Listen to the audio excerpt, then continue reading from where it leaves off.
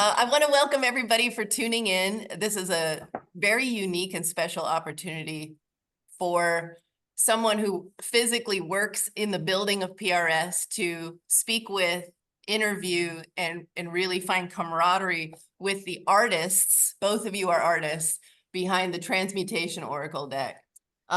This has been a phenomenal addition to the Manly Hall bookshelves. It has been inspiring, and everybody that I have handed this deck to, their first pull card was given to me. I filled in a little form, and every single one of my coworkers has pulled a different card. Not one card has been repeated in the first pull of this deck. And I find that really interesting. That's pleasing. There are so many different needs that can be fulfilled by looking in this Oracle deck, and it's working on so many levels, and I love that. So again, my name is Amanda. I've been working on the books at PRS since 2019. I've moved around a lot. I do any kind of versatile switching around of jobs that you need me to do, including lunch coverage. I'm very famous for that now. But my main position is shipping management and receiving. So I was the first person to open the cargo ship box of the very first Transmutation Oracle deck, which is filmed on my phone in our PRS YouTube advertising the deck for sale. Welcome everybody. I would like to now turn it over to our fabulous guests from abroad, from across the pond and everything. May I first start with the author, our essayist, Laura Hayes. Welcome, Laura. Laura Hayes, multidisciplinarian artist, a writer, a sidereal or 13 sign astrologer, very key, and the editor of Psychic Garden magazine. One of my favorite details is that you were born into a family of Scottish scientists. That is something I'd love to get into. And reconciles her background and her interest in magic and the occult with boundless drive for interdisciplinary research. You love dance, you love exploring nature, reading magical realism, and visiting ancient archaeological sites. And PRS definitely fits that bill for Los Angeles, but maybe not the world. Thank you so much for joining us today, Laura. Thank you so much for having me. Let's now move over to Nikoo. My gosh, Nikoo, we found you through our PRS jack of all trades as well. The social media and PR manager, Liz T. Vasquez. She was gracious enough to introduce us to your work. And we caught on like a house on fire, didn't we? We grabbed you and ran with you. Yeah, I mean. Nikoo is a visual artist and illustrator, obviously. She's inspired by traditional miniature paintings of her Persian heritage. She's combining intricate narrative imagery with the insatiable curiosity for metaphysical phenomena and the esoteric, creating ethereal visions and dreamscapes and spaces beyond the veil. For Nikoo, an ideal day is an early morning walk, greeting the trees, and admiring local dogs and contemplating the weirdness of the world. What a great fit. We are all three basically the new cast of The Witches of Eastwick here. I love it. This is a good fit across the board. Yeah, with lots of lovely long curly hair in this chat as well. Right. At the very end of the show, I will pull down my ponytail and we'll have a real Liam competition. Anyway, moving ahead to the deck. Because this Oracle deck is so personal and has been pulled through the veil and made material in our dimension, I wanted to reach into both of your backgrounds and ask you to walk us back to a time before this when you first realized that you had had a magical experience and that the magical realm was real, not just in a fairy tale book, not just in a cartoon or a children's program, but can you recall having a personal experience with something that opened up the idea to you each that magic was real? Can I start with you, Laura? Yeah, so I mean, I was kind of a weird kid. Go on. Yeah, so it's not as if I necessarily, and again, much to the chagrin to my scientist parents, it's not as if I came into the world one way inclined and then thought, oh, magic's real. I think I just always was aware of it. You know, as a child, I was obsessed with ancient Egypt. My dad used to take me to the British Museum to all the lovely stolen objects. Yeah. And I did always used to think like, oh yeah, no, this is something. They knew something. But I had a recollection of a past life when I was 4 years old. I used to like predict lottery numbers in front of my family and stuff. I was like, yeah, weird kid. I love this. Nikoo, how about you? Did you have an interaction that sparked open this world? You know what? It's I wish I could say that I was as in tune as early as Laura was. I think my earliest memories is honestly, I've always had this kind of core knowing. You know, it sounds, you know, it's very difficult to kind of articulate, but I always could tell that I was looking at the world a bit differently from the people around me. I was like, I don't know, I have very clear memories of like perching under like trees in my grandma's garden in Iran and kind of like just talking to someone, but not really like, you know, not really having a particular idea of the who, but kind of knowing that I was heard.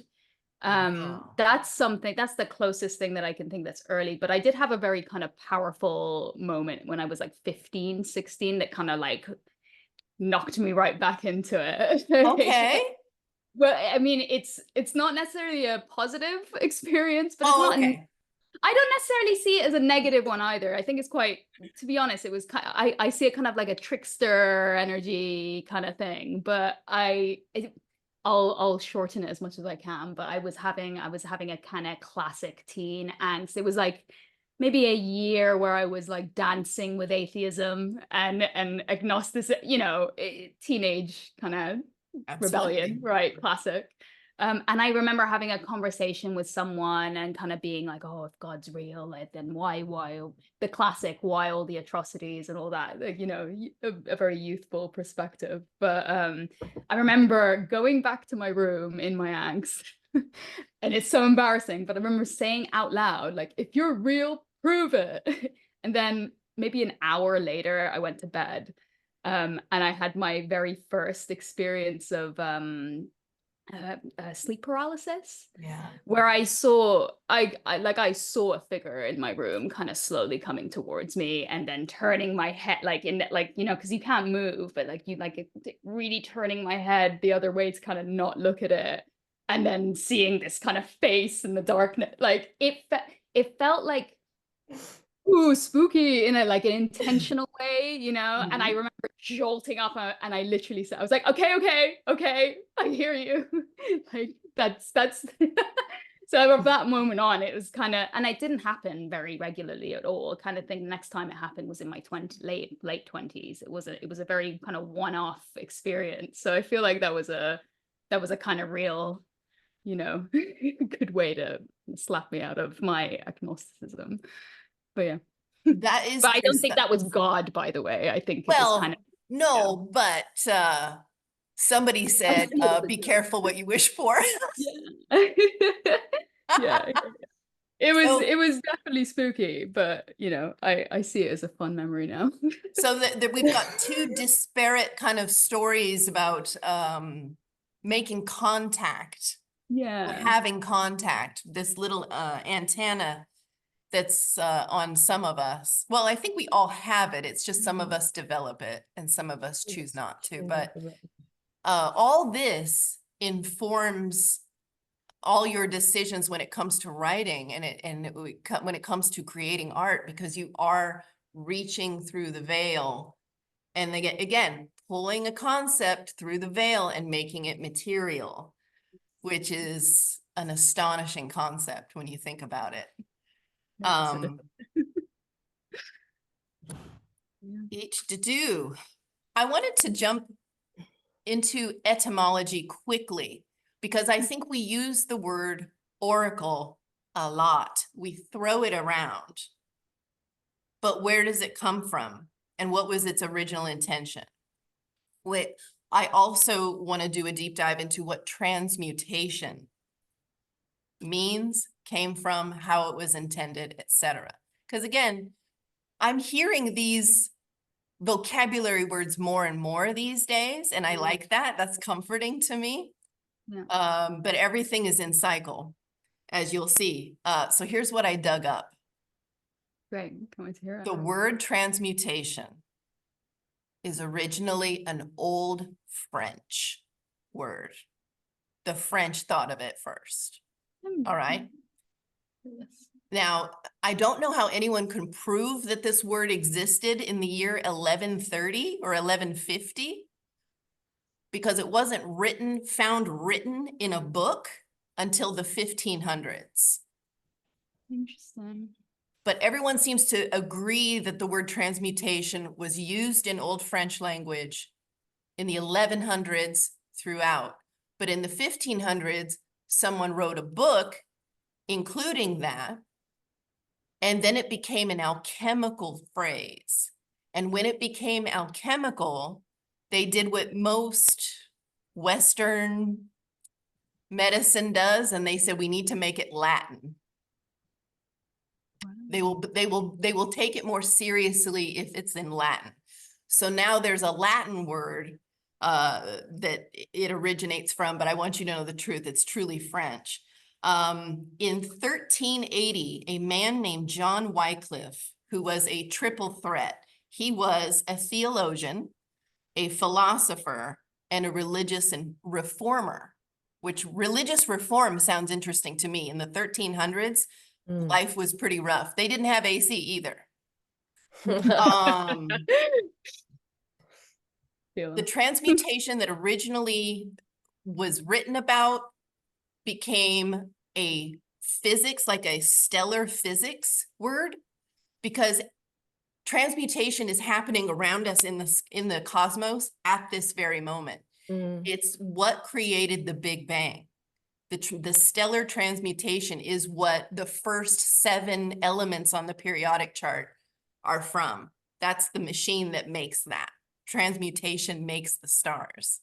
Nice. And of course, it's really beautiful to think that we are also transmutating vessels in our imperfect forms as we are, but we're the same as the stars. Moving forward, oracle, guess what? Also Old French. They thought of it first. Surprising. Yeah. Huh. Also murmured. Now, this is the thing that kills me. Also was murmured and well known as a vocabulary word in Old French in the 1100s. What was going on then? It stayed quiet and unwritten until 1595, when a Jesuit, again, another triple threat, a multi-hyphenate. He was a Jesuit. He was where did he go? Oh, he was a writer, a Jesuit, and unfortunately he was martyred. Because not everybody loves it when you share cosmic wisdom and deep esoteric occult philosophy. Sometimes folks will do whatever they need to do to stop that conversation and turn it into their own thing. So with both transmutation and oracle, they were both Latinized and then used in religious vocabulary only. And the church had them both. And then from the church, it went into modern chemistry and modern science. And now in this era, I think it's fair to say, esoterica has pulled it back into its territory, and it belongs to all of us again. That's super. Just some interesting background on the Oh, word. yeah, So I that didn't know any of we're not that. just blithely rolling over vocabulary. We should examine where these words come from and who used I them. think Nikki's very happy that they're French. Yeah. So these beautiful cards, these beautiful, beautiful cards. I want to ask first about the choice of this electric indigo blue for the cover, the back cover. Was there any pull or drawn to this, Nikoo? Can you tell us about why you ended up with this color? Well, so I'm not sure if you're familiar with my kind of fine art, my painting and whatnot, but in the kind of recent years, maybe last 4 years, I kind of had, you can call it my blue era, but Okay. but like it's actually, I actually did It have really a moment has. where I was really, really drawn to paint with these colors because I really feel, I mean, I think there's multiple reasons, but to be honest with you, to me, those kind of ultramarine blues and that really deep blue, they really kind of, it really puts me in a place of, you know, that ethereal otherworldliness. Like, so I just really love that color. It just, yeah, it kind of, it's hard to describe it, but it really kind of sets you into that tone in my opinion. You know, when I'm doing my paintings and they're all in these really blue tones, it's kind of, it really adds to the meditative experience of painting, like, you know, for long hours. It's, yeah, I couldn't tell you exactly why it happened, but I just started. So that is kind of it's kind of my go-to color. If I'm doing a plain kind of, like if I wanted to do the pattern, I was like, okay, I know the rest of the deck is going to be multicolored. This is where I'm going to go in with my blues. So that's why I chose it on the back. We're not, none of us strangers to the concept that everything is vibration. Color is vibration. Absolutely. So this vibration that we get from this rich ultramarine, electric, royal, indigo, it is a color that we do not see on terrestrial Earth that much, but we see it everywhere above us. It reminds me also of twilight and the kind of that witching hour, where the sun hasn't quite given up its juice, but the sky is pulling the curtain down on this color. I love that. I mean, a lot of the scenes that I paint with those blues are kind of night scenes, and I do always see them as, like, you know, the moment where they, you know, you're just going into night. So yeah, twilight, absolutely. That is. I've got your tree painting up there. I can't show it at the moment, but yeah, she's a master of palettes. She really is. Oh, thank you so much. I'm glad you're saying that, Laura, because when I first had a full run through of every single card, I couldn't help but think that this almost looks like it's like neon, like there's a neon life beating up through the card. She knows what she's doing. Absolutely. I'm cheating around a little bit, and I'm gonna show everybody what I find is the most visually arresting card. Sure. Oh, great. Funnily enough, Oh, pulled that so yesterday. shout out to my friend Hamza, who actually is an absolute maths genius and loves chess and gave us loads of different configurations for the pieces on the board. Are you telling me that there's something to be understood in the pieces of the board as well? Yes, of course. It all has intention. And that's that, yeah. All right. I asked the best chess player I know for that. That is incredible. This color, again, I'm under a spotlight, so everyone's deck is gonna, you'll see. But also, I've seen them in person, and she's not going to say this herself, but sadly the printing doesn't quite do justice. They are so that's fair. beautiful, the paintings themselves. Like, that's fair. Thank you. Yeah. But yeah, I mean, it's something I've had to get used to, that the paint is never going to be, the print is never going to be as bright as the paint. And it's just, I have to accept it. It's been a point of fury for me. That's rough. But I can I'll just affirm that this is absolutely buzzing, visually buzzing to me. I got so excited when I saw this color. I love that. Um, That's your so that's your favorite card, is it? Well, I told you the backstory about the first card I ever pulled. Oh, yeah. But this is the card that I come back to just to nourish my eyeballs. Right. I just kind of crave this color now. Fair enough. And It's a good color. I'm not a chess player. I'm so embarrassed to tell you all. I do not play chess. I think it looks, I love the ABBA musical, but I know nothing about that. But maybe this is a sign for me to get Are the two involved. connected? Am I missing something? Is there chess? ABBA and- made an intensely good musical theater called Chess. Oh. Please look into it. Okay. One Night in Bangkok. Oh, I'm so much Okay. older than everybody. It's fine. No, but That's the thing is, fine. I thought I'm a I knew crone, about and that's ABBA. fine. I'm I okay like with ABBA. that. Jumping again into the deck. We have the very first card, All Is Mind. Oh, yeah. It took me a second, a minute, an hour to discover I was looking at a psychically bent fork. The last card, Transformation, the Phoenix on Fire, the Alpha and the Omega. Maybe I should go like this. The Alpha and the Omega. Is it this way? I think that's An incredible story of beginning and end right here, because the imagery that you use, Nikoo, jumps from like fable invoking body forms to humble household objects. I love the range on that. Mind you, this chess table is not a humble object, but a fork is, you know. The tea service is, you know, very cozy, comfortable, secure, stalwart images from around the home are mixed into this deck, along with chakras, meditation bubbles, tree roots talking to you, and the grounding.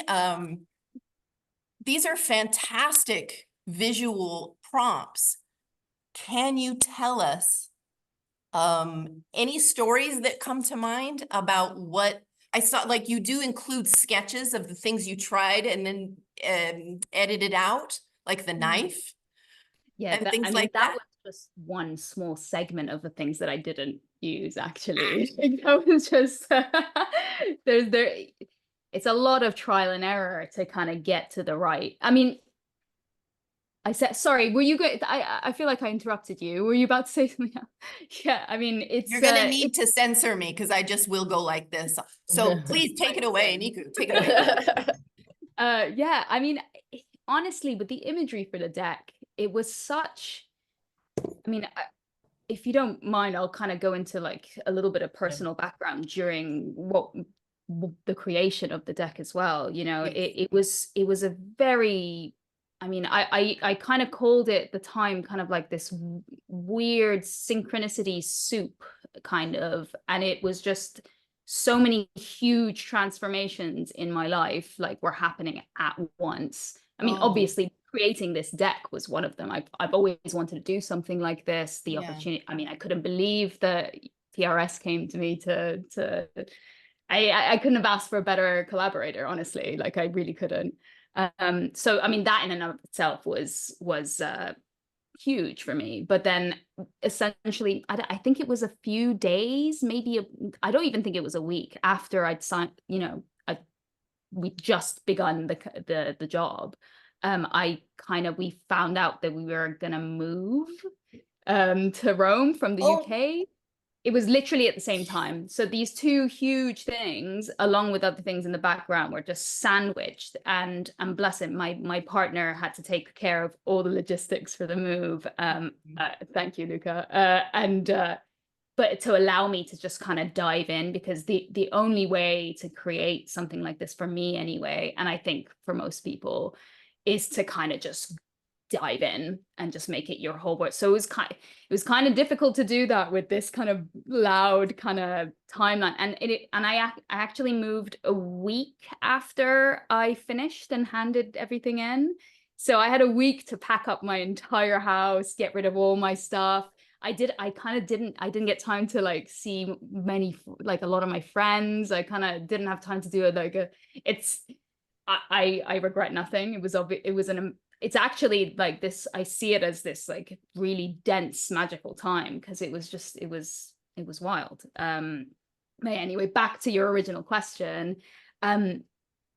It's, you know, maybe it sounds cliche, but a lot of the images, a lot of the kind of the majority of the images, like I'm gonna say they kind of just flowed out of me in a way that like I was surprised to find that a lot of the cards a lot of the images that ended up on the cards were kind of my first intuition for a lot of, you know, the themes and the subjects. There were cards that I had to really work on and figure out and like talk to Laura about, but with the imagery for a lot of it, it really was just kind of, I mean, it's what they say, right? Like because of the high pressure situation, I really had to step out of my own way. I really had to kind of like lean into the practices that I preach and just really kind of just allow it to come, and surprisingly it worked out. And it you know, I'm honestly, I'm still amazed that I managed to pull it off. But yeah, no, it's kind of crazy. I mean, if you have specific questions about specific images, please go ahead. But yeah, I hope that kind of gives you will honestly, but I will pepper it in after this. Laura, your accompanying essays that go with each card are so there's guiding, they have authority, but the vocabulary is gentle and encouraging. You hit such a fine note between explaining what it is I'm looking at, why are we talking about a bird on fire or tree roots? You gently walk the reader through, then you start giving little commands like meditate, set it aside, look inward, just peppered in little instructions. And then the end of each essay on each card is such a lovely flourish that I'm always ending on a positive note. Even when the cards are challenging energetically, your essays accompanying them are such like a nice, secure squeeze. I know you have my back when I read these, and I'm just in awe. Nice. I would love to hope too, Laura, that you had less of a stressful time putting things together than moving house. Yeah. Do you feel like walking us through any of the steps, stages of how you arrived at so much good digestible information? How did you do it? I mean, especially the last like 10 years, it's kind of been my obsessive focus to look into various esoteric concepts and see if they can be worked, and looking at ancient myths and seeing how that coincides with new thought, physics and all this kind of stuff. So I think the main thing when we were actually working with the cards was we wanted to condense what the advice that we most would want to receive ourselves. And so it is very much like, I think, lovingly speaking to ourselves at those moments where we're like, I don't know what to do, like, and all you can do is pull a card. It's nice to just have that. I wish I could give a copy to all of my friends so they could just have that instead of coming to me. You're authoritarian. It's authoritative. I know you know what I know you know what you're doing. It's so I know. How do I explain? I feel like you're teaching. That's what I'm trying to say. I'm trying to say that. Laura, you're teaching us. Love. And that is, again, working on a vibration that we don't often experience. You are helping us absorb and digest and really alchemize, dare I say? You're Yeah. helping us alchemize. And it's really a welcome, secure section of being in an Oracle deck and trying not to get lost and also trying not to give yourself misinformation. Key. I really, really enjoyed. I had a couple giggles, honestly. You do know how to tune in a little humor in there to keep me awake and alive. Speaking of artists, I wanted to throw a little fun bonus question out. Maybe I did prepare you for this, but it's an easygoing question.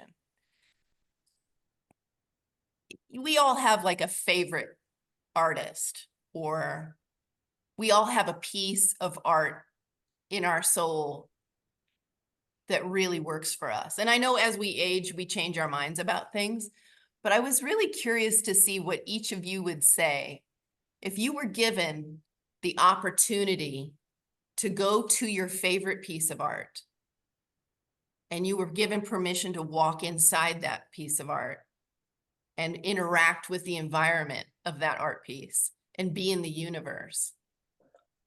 What painting or what piece of music or what play, whatever the medium is, what would you love to just step inside of for just maybe an hour of interacting with art? I'll give you my sample. Yeah. Okay. Go for it, yeah. Turner, a Turner painting. Oh yeah. Just leave me in there. I'll come out when I'm ready. But Turner's use of naturalism and the oil painting techniques and the way that he can make morning mist, like the oceanic breeze and the mists, the way he can do that and give me so much emotion with the color without really showing me much, just the color bleeding into each other. Leave me in a Turner painting. Just leave me there. I'll come out when I'm ready. Yeah. That's a I wouldn't great choice. My second runner-up is Remedios Varo. Well, Remedios Varo is definitely. I would have said Leonora. Yeah, I see. Leonora. Yeah, absolutely. In Leonora's paintings for sure.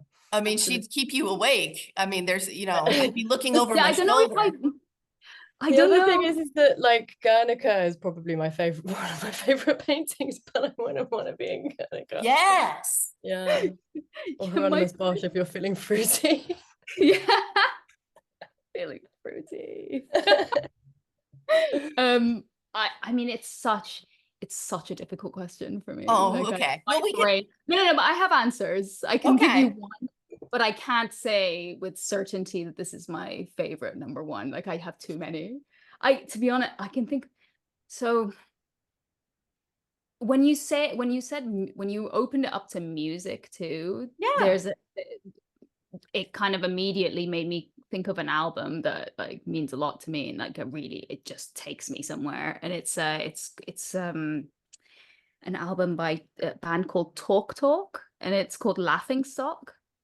And this album is just it's a bit of a, I don't know, it's a very difficult thing to explain, but it's a very quiet music almost, but then it kind of has these, I'm really not good at describing music, but the world that this album builds, like really, like it touches me in a way that a lot of other music hasn't. And like it's one of those that I can get emotional listening to, like no matter how many times I've listened to it. It's for sure, like it just kind of, it's kind of crazy. It really puts me into another, like it kind of takes me to another place in a way that a lot of other art doesn't almost. It was really came out of nowhere. Like I hadn't had felt that passionately about an album in my like late 20s, like I was when I was a teenager, like I did with this album when my partner showed it to me. It was so yeah, I guess I'll say that. Sorry, I've been rambling about about music, but yeah. I love that the author gave a visual painting and the illustrator gave a piece of music. That's Because I can think awesome. of a million paintings that I would. I mean, I'm thinking of like Mobius, maybe. I know it's a bit random. Oh, Yeah, I would I'd love love to that. be in Mobius land. hang out in the Incal. Yeah. Yeah. And then, And but hold then on. exactly. And I was laughing when you said what you said, Laura, because I also like my brain kind of immediately went to Bosch because but I obviously would not want to be in a Bosch painting. But my brain just went there. It's like, okay, I guess, yeah, that would be interesting. If I could just That would be I don't think I can intense. handle it. Well, that would be But I so don't- intense. yeah, Wow. that's not what my brain went. Sorry. Phenomenal. But again, if you can go in and come out unscathed, go Yeah, have a maybe. look at what Heronius was doing, Kind because of I like- need help understanding some of that. The butt music, sure. Yeah. Okay. I want to make sure that everybody who's zoomed in with us understands that I am welcoming all of your questions, comments. I welcome them in the side chat. And then at the end of this, I'm going to do a speed run through the deck. And then at the end of this, we're going to take a breath. I want to let the artists have their time as well. But then we'll cover all of the questions and comments from viewers at the end. That'll be our final chapter. Love the texture and size of this deck. I love it. It's formidable in the hand. I have massive hands, but this is like just the perfect size. I love that we put gold edge on everything. That's ooh la la. I love it. Before I do the speed run, I want to show everyone the imagination card, and I'm doing this for a reason. Oop, I see I've been handling this too much. Imagination. Everybody zoom in on those two guys right there. Ugh, so good. The reason I pulled that is because you selected that as the cover to the Oracle deck booklet, the guidebook. Mm-hmm. I'm a dog person. I'm an animal person. Okay. Is there a background story on why those two dogs, or first of all, what breed is this? And what is there a background story on that? Okay. The main thing is that I love dogs. Okay. So clear. I think they're I think they're equivalent to angels, really. They've been put here to help us. Yeah.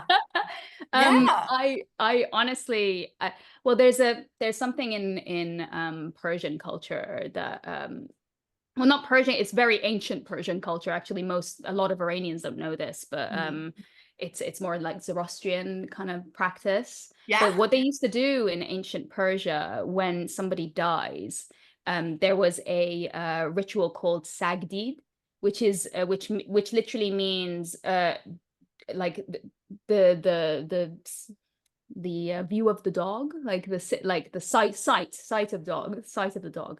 And what they would do is when someone died, they would put the body in a room with a dog, and they would wait until the dog is calm. So if the dog is stirring in any way or whatever, it means they do need to do more cleansing for the spirit of the person who's passed. And only until the dog is kind of calm and like chill in this room, did they kind of prepare the next stage of the funeral or whatnot. And this was in the immediate kind of after the person had died. So I mean, I generally I I love dogs. I mean, that's kind of maybe the easiest answer. But I think I mean that story's always spoken to me. I think that they're very special animals. I love that you called them angels, They because I see so many service animals doing their utmost for their little human companion. yeah. You know what I mean? And dogs also have the emotional intelligence. They go up to people that need Yeah. them, and they stay away from people who don't jive with them. Yeah. No, I think they're very I mean, Laura agrees. We're both very, very avid dog fans. Talk about it, Laura. Talk about it. They're just so great. I Yeah. love them so much. Cat people are just tuning out now. I love cats I too. I live in an actual puppy portal. I used to work in a pet shop.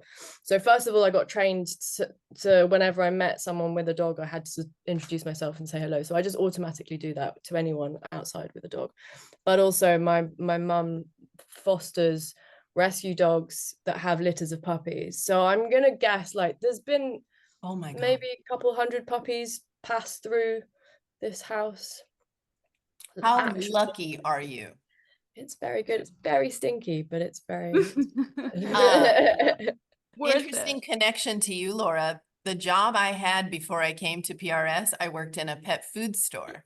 So Oh yeah, great. we weren't selling animals because that's not legal in California. You can't Yeah. sell an animal. But could they come into the store? Absolutely. And then it was kind of like a grandma when you drop the kids off at grandma's and grandma just takes the babies and just leaves you. Yeah, I just grabbed everybody's dog and just had a conversation and fed them, and I forgot all about the fact that they were a customer. I love that. Oh, okay, Animals- sorry, it cut out for a second. You're back. You're back. Me? I think maybe it was just my connection. Sorry, guys. Sorry. Gonna let my cat in my room. He's just shouting something. Okay, do not upset the cat. No, no. Cats demand entry in places. They need to get it. Nikoo, are you familiar with the patron saint of dogs? I don't know if I am, you know. That's the first thing I thought of when I saw these guys. It reminds me of the patron saint of dogs. And Laura, who- are you familiar with the patron No, saint I of dogs? don't, but I would like if you told us about it. Saint Rocco or Saint Roch Ah, was a dog that looked an awful lot like this breed. An hey. awful lot like this Ah. breed. His owner was a knight, and the knight had a wife and a little baby. And the dog was very protective of the baby because he knew he was a little newborn. And the knight went off to defend the house from invaders. And the dog went immediately to the child's crib and laid on the baby to protect it. In the knight's fury of defense, he thought something was hurting his child, and he killed the dog and then realized what he had done. And he had to make spiritual and emotional amends for his mistake. And the dog was canonized as the patron saint of dogs for forever be a protector and forever be a family love, you know? It's That's a so painful story, but dogs will do their best job no matter what. No matter what, they will do their best for you. And animals are often considered oracles as well, or talismans. We have a ton of crows in here in Los Angeles, ravens, if you will. Nice. Massive birds. They're as big as small dogs, some of them. And they're so intelligent and they see everything. And I consider them oracles. They let me know when there's a falcon around or a predator or something that's not right or something has died. They often point their direction. You got to stay in communication with nature at the end of the day, right? Whether it's trees, birds, dogs, fish, whoever you're talking to, spiders are very spiritual.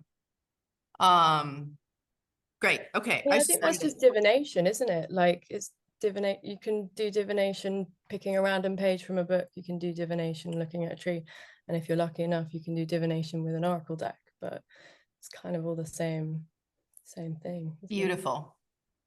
I wanted to do word association because that's so simple.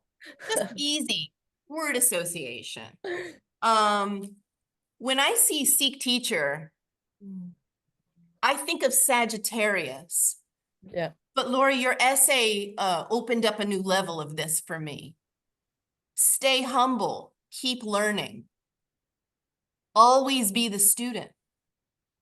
That's brilliant advice. In an age where everybody thinks they're the expert on something, Mm. seek a teacher. Zip it and listen. I love that. Beautiful. Word association. Am I missing anything out of this card? What do you think of when you see this?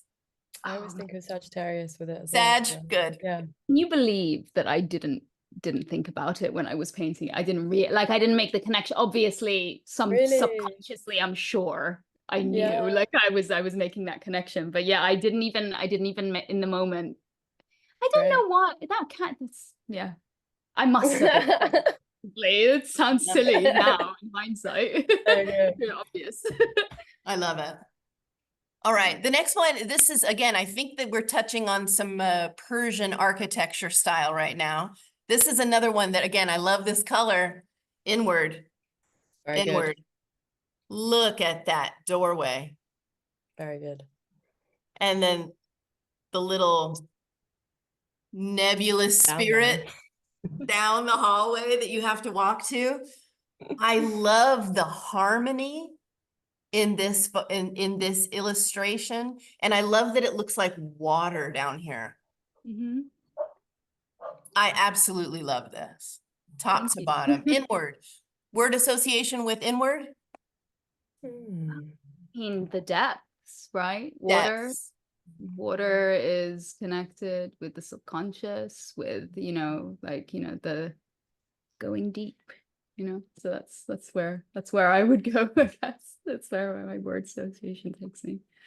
You know what I'm thinking is now that I'm looking at it at the moment is Charon, the guy who rides the boat across the river Styx. I don't know why. Yes. Yeah. Ooh, okay, I love that. I love that. Sticking with an astrological theme. Oh, great. Correspondence. I was so insistent on this imagery, and bless Nikoo, she kept going, I kept being like, it has to be someone looking at a reflection of some stars. And yeah, I mean, the final This thing is the one that I had the most difficulty with, that I was Yeah. I was so insistent. Yeah, no, that is the only one I was, maybe that, and I can't remember if there was another one, disillusion. Those two I was kind of stuck with at the end. I was gonna and ask I you. really, because it's such an important concept, right? As above, so below. It's so like we say it so much, like it's such an important concept, and I really wanted it in there, but it's like, how do you I don't know. I'm happy with it now. Did it. It took a while. But yeah, no, it's that's the one. And you, Laura? I mean, I just think as above, so below when I see this, just because Perfect. like it wasn't what I thought the image was going to be like. It's better than what I thought, obviously, because Nikoo did it. But I also like that she has long red curly hair. I know that being an oracle is not a gender related title. It can Certainly be not. anybody in any expression. But I do personally love the fact that it's a woman touching the water. And it, of course, reminds me of the star card in the tarot. It also reminds me a lot of Aquarius, the water bearer. But she's not pouring it, she's just touching it. That connection is palpable to me. This is a beautiful card as well. Going outside, now we're on the terrestrial earth. Grounding. Look at that series of, I mean, it looks like a brain, like a neuron. It's like a nerve, like an activated nerve under a microscope. But really that's like the mycelium, right? Beneath the soil. Is it? Or how that's my word association. What do you think? I love that that's what you thought of. I mean, this is the one image that that Laura was very insistent on, because with everything else I kind of knew what I wanted to do, but this one was very much kind of like, she's like, I really feel like it needs to be a person with a I mean, I'll let you talk, Laura, like it's you know. Yeah, I mean, Tesla, it's the Tesla ball imagery, realistically, the plasma balls. Because when I was learning to do grounding as a person who isn't particularly, or wasn't particularly good at visualization, the one thing that really helped me was actually working with the plasma ball, where you can touch it and actually you see that actual connection and visualize that that's actually what's happening when you touch the ground. It's really, it worked for my brain. So And you're making the invisible visible here. Yeah, That's brilliant. Yeah, because it's there. Yeah. And you know, when they talk, there's so many, you know, practices that where you're using these visualization, like Laura said, like to ground, and it really is kind of about, you know, it really is about literally kind of like visualizing yourself being connected to the earth, you know. So it's kind of almost like a literal way to be visualizing it. That's how I've kind of painted it, and that's, you know, that's really the intention when Laura was saying that this is the visual that should be for it. It's because it's quite a practical image, I feel like, almost in a weird way. Instructional. Yeah, instructional. I think we wanted a few of them to be instructional as well. Yeah. I also want to make a note that the grounding part of this is a very light, neutral color. I don't want to use the word mundane as a pejorative, but it's almost like this is a color. It doesn't need to be fancy. It doesn't need to be a peacock or a tropical fish. This is just something that exists no matter what. And we are the outside color coming to connect with the neutral color. I find that really scientifically interesting. Speaking of dogs, where'd she go? Meow. This is one of the funniest freeze frames on a cat I've ever seen. Am I going too far with the visualization if I ask you if this is a Persian cat? Is that too far? You know what? I would say yes, probably, but it's also a very angry cat, so it could have just been puffed up for I didn't go as far as to think about the breeds, to be honest. But yeah, for sure, that's so funny. I'm glad you find it funny. This was a huge part of the conversation with this card, in that, like, I don't know what the other sketches were for conflict, but we were like, actually, obviously conflict is not the best thing to find yourself in, but if it's just a cute kitty that's kind of annoyed, you know, it's like transient, you know, it's gonna be over soon. It's fleeting. Yeah, you took the words right out of my mouth. This is a temporary state of discomfort. Yeah, we can get through it. The cat will forget in a second. Hopefully, it's not like a bunch of swords that, you know, can be a bit. I love it, because swords were definitely in the first, like in the first drafts for this. And then you showed me the cat, and I was like, it has to be the cat. I'm sorry. Big win for me. Again, a but humble household island. Sorry. We're like all talking over because of the lag. But it is really, that is why I picked it. It's because that kind of like, or like, you know, it's just it's like a quick moment, and they are really good to, because I have a cat too, I'm pointing that way. They are really good at kind of just having that moment, and they just kind of like let it go and continue their day, you know. So it was very important to kind of get that point across, that, you know, conflict, it is fleet, like, you know, it's not this kind of like crunchy, heavy, permanent state. It's something that's actually a tool, potentially. So that's it. I love that. That's so meta. That's what we're trying to go for. Another humble household item that I couldn't believe fits so well with the word ignition. Boom. Yeah. The Zippo lighter with the caduceus. With the caduceus. That is such a deep esoteric clue that you're giving us. Well, Hermes or Mercury, depending on your background, having that pole of medicine, but also kind of creates like an electrical spark, right? The two snakes, but also living in balance, in harmony. I don't see Zippos very much anymore. I saw them all the time in the 90s. We were lousy with Zippos in the 90s. So it's a really lovely sentimental image for me to see the Zippo lighter come back on ignition. I'm so happy to hear that. Yeah, you know what? You're so right. I barely ever see them, but it was just the right call. This was another one that it took no time to think of like that. It was so obvious for me. It was like, okay, spark, ignition, spark. Like, and I really, you know, I felt and saw that kind of like that feeling of when you know, with those Zippo lighters, or it's kind You of are like that minty feeling. actively making it. It's Yeah. not a passive, oh, I wish for it to happen. It's, I actively push down on that and I got it. Even the jaunty angle at which you placed the Zippo lighter it's in action. Yeah. It's in your hand. I can visualize myself. I feel it. I see it. Brilliant. Any word association for you, Laura, on this? Oh, I just love it. I don't It's have fun, a word. isn't it? I just have a like, nice. Thank you. That's my word. That's what we're, again, also what I'm going for. So great. Thank you.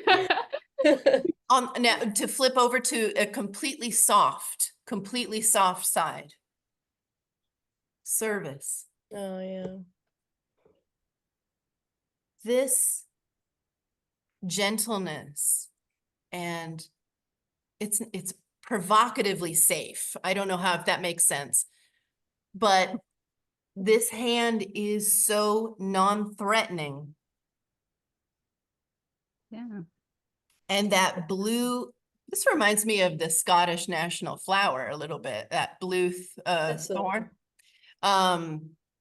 It's such a supplication hand, and yet it doesn't rob the viewer of the idea that the rose is the star of the show. That is service. Service is get out of the way and let the thing go. So it's not so much about the hand doing it. The hand is humble. It's about the flower and what the flower can do. Pretty. That's my word association. Anybody want in on that? Yeah, I mean, I'm not good at this word association thing. I don't know. I guess but you're spot on, because you're saying all the things that I kind of would have wanted to say. It's that open like, you know, I made sure that the palms are fit, you know, it's that openness, you know, it's a surrender when you're in service to someone or something, you know, like that's, you know, it's the best thing you can do for yourself, to be honest, in a weird selfish way. Like, if you want to look at it that way, it's like, you know, it's a form of surrender to provide for someone, to be in service for someone. That's yeah. I don't know when the last time you've had flowers given to you or you've given someone flowers, but I think it's a selfless act to go grab or purchase flowers or pull them out of the field. And you're like, I could just keep these by my desk and enjoy them, but I'm going to let you have them. I hope you enjoy them. That's sacrifice. That's service.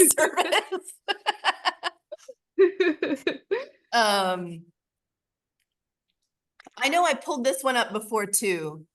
I had to Google what these are because I know this is a tea service set. I'm just worldly enough to recognize that as a tea service. I feel like you've put fruits. Like, is that a little plate of oranges like or little biscuits. apricots? They're little. So we have like, this is kind of where a little bit more of my heritage is coming through. It's not just Persians who have these things. Like, I think in the Middle East, a lot of the sweets kind of look similar to that as well. We have kind of like little biscuits that we have with tea. We're very big tea drinkers in the Middle East. And yeah, that's called the tea service thing. It's called a samovar, which I think actually might be a Russian word, if I'm remembering correctly, because the Russians have them too. I'm not sure about where the word comes from. Don't quote me. But yeah, no, they're because we're such big tea drinkers, and you know, we're very community based culture. It's like, you know, we always have in Iran, there's always like, you know, people coming and going, so they really do have like these big things of tea on the go a lot of the time, especially when you've got people around. Obviously it's not kind of maybe when you're just at home alone, it's like you wouldn't crack out the samovar, but it's a, you know, it's a kind of a staple feature of a lot of Middle Eastern homes, I think. Creating connection. Yeah. And to be honest, these go together. Tea service. Yeah. Tea service. Tea service. The first time I moved to England in the late 90s, I was promptly deported. And I cried, my soul exploded. I cried so hard in public in an airport. The first thing that they did was they offered me a cup of tea. Yeah. The very people that were throwing me out of the country were like, let's prepare you a cup of tea. Yeah. And then I was fine. Yeah. Something about being offered tea made me feel seen, made me feel like a person, and made me feel cared for in a very uncaring situation. Yeah. They did not allow that emotional wreckage to happen without a nice cup of tea. And I was fine after that. Did you not get to go into the actual country? Was this all in the airport? Yeah, they kept my passport and said, you have 7 days. If you got to be back here at Gatwick in 7 days, we're going to give you your passport. We're going to escort you back on the plane. See you then. Yo. That was just the first time I was deported. It's fine. We learned so much. Anyway, community, service, connection. It's about connection. So many stories, so many oral traditions get passed on. There's so many family histories. There's so much therapy that goes on around tea and sharing tea at the table and little bites. It's a really precious card, and it's beautiful. What did I do with it? Yeah, it's beautiful. And there's 3, like a 3 of cup. Oh my gosh, I'm sorry about the glitch. It's You're like good. a 3 of cups tarot. It's intrinsically good. Okay, so I'm going to do one last card. I love the simple, clean, minimal expression of energy here. Rest. The takeaway that I got from you, Laura, on your essay is be guilt-free. Do not be guilty about resting. Don't be guilty. Accept the rest. It is a part of the creation cycle. 100%. Something I have to remind myself constantly. Something I think I will be learning my entire life. But yeah. It's a difficult one to, you know, we both struggle with that. I really struggle for with sure. It, yeah. It's very hard to not feel, I mean, in this fast-paced world where you're made to feel guilty if you're still for a moment, you know, Productivity it's really hard to undo it. It's really hard to undo it, but it's crucial to undo it. People, if you're going to take something from this talk, rest is crucial. Without guilt. Without guilt, because it just it charges you up to do better every day, you know. It's the more the irony of me preaching this, and it really is probably the card I know, Laura, you probably might agree that it's the one that we struggle to kind of stick with the most, but I think that's a lot of us, maybe all of us in this day and age, honestly. Yeah. Yeah. Another smile. This card is the last thing I want to talk about. Okay. Because this is the toughest image in the deck, which is really saying something. I didn't even show everybody everything. Everything's beautiful and has a beautiful color palette. But this card was pulled by a coworker on their first draw. And then I did a little drawing the other night and someone pulled this card and everybody goes silent. Mm. Probably because they know. I mean, you know, when They you get know. that, they know. They knew. If you pull that card, you'll probably know why. Yeah. I want to do a word association that is a little surprising. Mhm. I see a turtle. Oh, Yeah, yeah, no. oh God, now you've said it, I can see it. Yeah. I see a turtle. Turtles have that, of course, the armor, but they're full of tender bits inside. Sometimes dissolution means being vulnerable with that tender part, because not your armor is not the only thing that can protect you.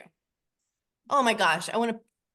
Can we just Yeah, pet me your too. cat? How do we get Yeah, your no. cat on the Zoom? Yes. Hey, friend. Brown Welcome. point Siamese. He's a Siamese cross ragdoll. Oh my God, not a ragdoll. Oh my It gosh. goes floppy when you pick him up. Oh, all right. So you said this was this was a difficult one to write or create. For me to paint, I'm not sure. I don't know about Laura. But yeah, I for know the sure. tower well. Yeah, yeah. It's because it's. I mean, it's a difficult subject matter. I guess it really is. You know, and because all I wanted to obviously.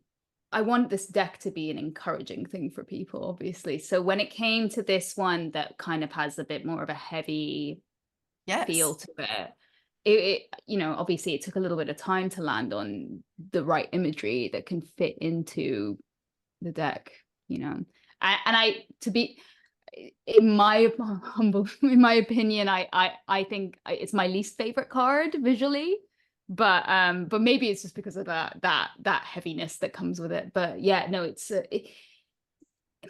you know, I think a lot of people can relate to that feeling where it's just everything is kind of breaking down. It just feels like you're disintegrating, like, you know, like it's you know, and the spiral was an obvious choice. I feel like like it was the final time. I was like, what is this picture missing? And yeah, it's yeah, so it's an interesting one. Yeah. I had to bring that up because it was the most recent poll that I did. And again, Really? everyone came to a grinding halt and I was like, that's because there's real food here. There's Mm. I real mean, nourishment here. And it's I'm not always fun. It's not always happy and pretty. It should tell you the truth always. Yeah. I'm gonna go as far as to say that it's been a very strong theme for the year, Hello. potentially, this card. Hello. Quite frankly. Like I'm not I'm surprised that more people didn't pull it. Like honestly, when you were saying everyone pulled something different. But yeah, it's yeah, I feel you with what you I like what you said about how like everyone just kind of had to take a moment. Yeah. It stops Yeah. everybody short for good reason. So to close out, I'm going to pull directly from Laura Hayes's work on the transformation card. I just want to leave our listeners with this. Transformation reminds us that from the ashes of the past, new beginnings emerge. It symbolizes resilience,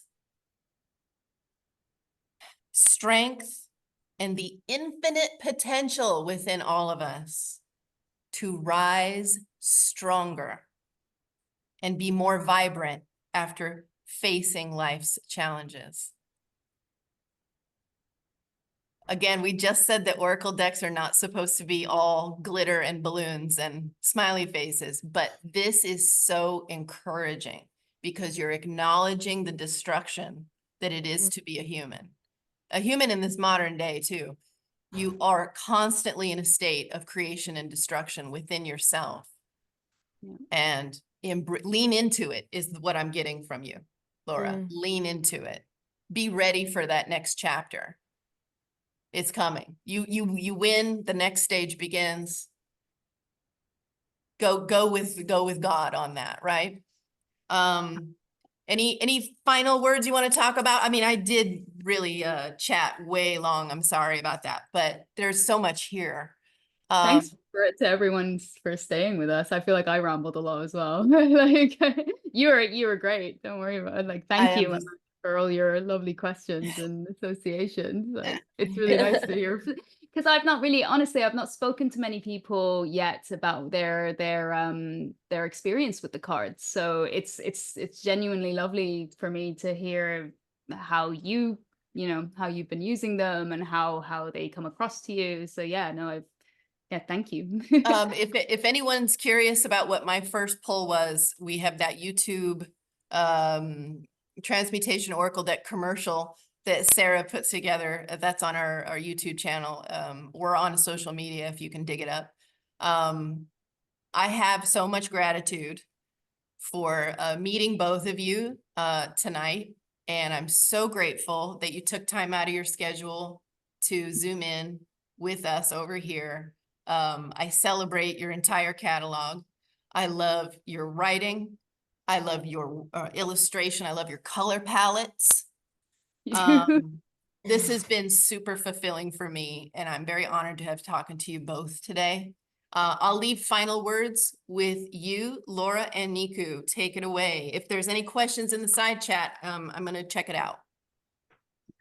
I mean, just big thank you for the opportunity. Obviously, this was a dream collaboration, like best mate. Truly. Artist. Like, cool. Yeah, no, it's been loads of fun. Yeah. No, Thank I mean, Nikoo? Same. Absolutely same. I still can't believe that I was lucky enough to work with PRS and with Laura, like on this thing. So same, nothing but gratitude, honestly. And I really hope people enjoy using it. And if you're out there and it's making a difference to your life or whatever, let me know. I want to hear about it.